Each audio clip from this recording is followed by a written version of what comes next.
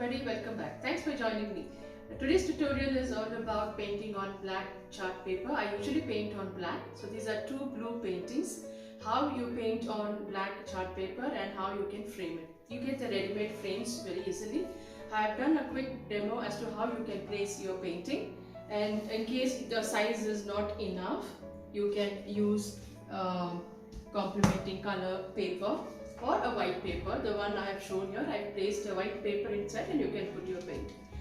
So hope you enjoy watching it, and if you have any questions, please do feel free to mail me or you can message me. I'll be more than happy to answer all of them. And we are again back to celebrations. It's Christmas time, and the next video is all about 3 different Christmas trees painted in with 3 different tools. So stay tuned, and I'll see you soon in my next video. Until then, take care and bye bye.